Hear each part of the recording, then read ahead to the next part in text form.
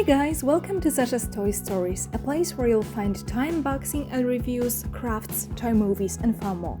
My name is Sasha and today I'm going to unbox and review one of the action figures by Wicked Cool Toys' 4th series of Pokemon figures.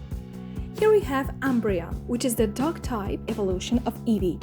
As it comes to figures of Eevee and its other evolutions, they have already been released by the company. You can find my reviews on them among my other videos. Personally, I love this evolution line a lot and I was waiting for the figures to come out impatiently. And as one of them is in my hands at last, I want to give it a really detailed review. That's why I'm gonna rate not only the figure but also the box. The 7 categories that I'm gonna give the figure notes in are the project and show accuracy, sculpt and shapes of the figure, stability, material, colors and painting, details, mobility, and general impression of the item. In each of them, I will give from 1 to 5 points, while I'm going to say about the final impression on the whole set at the end of the video, which I'm going to rate on the 1 to 10 point scale. First, let's take a look at the box. It's a standard window box that we can see in lots of Wicked Cool Toys Pokemon sets. Thanks to the transparent plastic on the front and both sides, we can see how the figure looks like and if we want to purchase it or not. Even while still inside the package, I already love it. Through the box, it seems like it has movable legs and a head. Next, we also have some standard info about the action features, the Pokemon names used in different countries, a type mark, and the toy series number. On the back of the box, we can see pictures of other Pokemon sets available in the series. Apart from 2 Eevee's evolutions, that is Umbreon and Espeon, we also have one middle figure of Lucario and below 3 sets of 2 little figures not only containing Pokemon already released by Wicked Cool Toys, I mean Pikachu and Mimikyu, but also brand new 4 Pokemon. These are Pancham with Riolu and Gible with Zorua. It means that we have another 2 evolution lines almost completed. I'm talking about Riolu and Lucario, and the only toy that's missing now is Mega Lucario. I'm waiting for it. And Gible evolving into Garchomp in the final stage that has already been released. Now we miss only Gabite. And other 2 Pokemon also have their evolution, so probably we're going to see them very soon. If you want to buy this figure for a child, the company warns you that the toy isn't suitable for children under 3 years old due to choking hazard. This time I can't see the information about the figure height that would be really helpful, especially when you're a collector. Maybe it's under the sticker here, but I won't peel it off. I'll measure the figure after taking it out of the box. And that would be all as it comes to the package. Now it's time to open it and to look what's inside. Apart from the figure, we receive a leaflet showing other Pokemon sets from the series. We can see again the Pokemon I mentioned earlier. Next, on the right, we have one epic battle figure of Venusaur and 2 battle feature figures of Arcanine and Pangirl. They look great and I can't wait to see them finally come out. There are also 3 new clip-and-go sets with Mimikyu, Litwick and Oddish. I love that new Pokemon are going to appear because it means that we can also expect to see their evolutions in the future. Okay, Umbreon is out of the box now. Looking at it for the first time, I simply love it. As I promised, I took the measurements and it turns out that the Wicked Umbreon is about 3 inches or 7.5 centimeters high. I love that it looks just like in the show. The pose is great, it looks like ready to attack. It's nice that it has its jaw open. The proportions of the figure are really great either. Umbreon's silhouette feels like slender and solid at the same time. As Umbreon has 4 feet, it stands firmly without any help. You can change the position from less to more bend and it keeps standing with no problem. Plastic is of nice quality, it's the same as in other Wicked Pokemon battle figures. I would call it the middle soft one because I can see some imaginary hollows on the surface, visible especially in the light. I wish the plastic in next generations of figures to be hard enough so that it simply doesn't happen anymore in other Pokemon, because it's not only an aesthetic failure, but it can also be a reason for some distal body parts to break. As you can see in my figure, one ear is fixed, while the other one moves slightly in any direction. I don't want to move it further because if I did, it would probably break in time. The same about the tail. The colors in Umbreon are nicely balanced. I like that the black isn't that dark because otherwise the nose wouldn't be seen that well. The yellow details on Umbreon are like painted in two ways.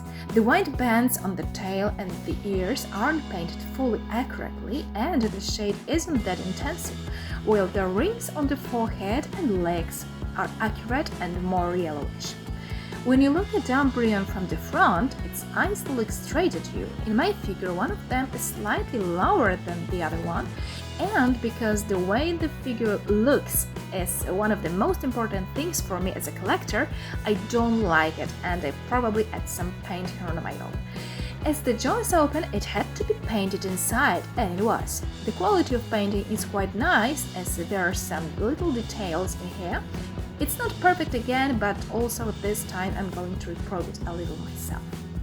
As the figure doesn't have much details, the biggest challenge was to make, or basically to paint, all the elements as accurately as possible. I have been already talking about it a while ago, so I'm moving to the Umbreon's mobility. As expected, the head and/or forelegs are movable. In the beginning, it takes some effort to move the head, but after a few rotations, it gets way easier. It can move up and down and rotate 360 degrees round. Neither ears nor tail are movable. Rates I give the Umbreon's figure are: for show and project accordance, 5 stars; sculpt and shapes, 5 stars; stability, 5 stars; material, 4 stars; colors and painting, 4 stars; details, 3 stars; mobility, 4 stars. That makes 30 out of 35 possible to collect. Now when we have looked at the whole set, it's time to rate it on a 1 to 10 point scale. My general impression is based mainly on the partial rates of the box and the figure in 7 categories mentioned earlier. In my opinion, the package is nice, aesthetically done, it's secured well enough to keep the content safe, the figure lies in a plastic mold and is fixed to it with a plastic string. The box is made mainly of transparent plastic. That is a good solution because the figure is protected and you can inspect it in order to decide if you like it or not at the same time. Thanks to the bluish-black side simulating releasing a Pokemon from a Pokeball, I assume it can be used as a small background to the figure on your display. I like that it gives a lot of information about other sets Wicked is going to release, including a leaflet. What's missing is info about the movements the figure can make. There is only one word articulated on the front of the box, and you can't really know what moves will be possible until you actually buy the set and unbox it. As said before, apart from the figure, we also receive a leaflet showing another Pokemon sets in the series, which is nice because the buyer knows what's coming next. To sum up, I give the package 4 from 5 stars. According to my scale, the Umbreon's figure's outcome is 30 out of 35 points, which is really high. My general rate of the figure is 8 stars on 10. I took away 2 stars for the fabric hollows on the surface in several areas and not always accurate painting. To sum up my detailed review of the Umbreon Battle figure set by Wicked Cool Toys, I give it 8 stars on 10, which is again a really high score. And mainly it's thanks to the high show accuracy of the figure, great shape, nice range of movements and a possibility to reuse the box. Things that I miss in the figure are points of articulation in the ears and tail so that it would be even more poseable. I'm looking forward to see it in future sets. In my opinion, this set is a really good addition to Pokemon collection, especially for the fans of Umbreon and other Eevee's evolutions. In my opinion, they're going to be satisfied with the purchase. Let me know in a comment under the video which evolution, Jolteon, Vaporeon, Flareon, Umbreon or Espeon you like the most. If you haven't seen my reviews of the Eevee and its evolutions figures, you'll find them in my channel among other toy reviews, not only of Pokemon figures by Wicked, but also by Tommy and Bandai. If you wonder which company has released the better Umbreon action figure so far, check my comparison video where I take a look both on Wicked's and Tommy's Umbreon to make it easier for you to decide which one you like more. If you like the video, hit the thumb up and subscribe to Sasha's Toy Stories for more toy-related content costumes, reviews, and more. Don't forget to hit the bell to receive notifications when the new content appears. If you want to support my channel so I can create even more content for you, become an official patron of Sasha's Toy Stories. Check out my profiles on Patreon and other places where you can enjoy being part of Sasha's community. Exclusive materials, tips, deciding about the newest content? See for yourself what you will receive as an official patron of Sasha's Toy Stories. If you want to send me something or to make a commercial offer like ordering a review or advertising, feel free to contact me via email. You'll find the address in the description. That's all for now. Thank you for watching and see you in my next videos. Check out what else you can find in Sasha's Toy Stories. Bye!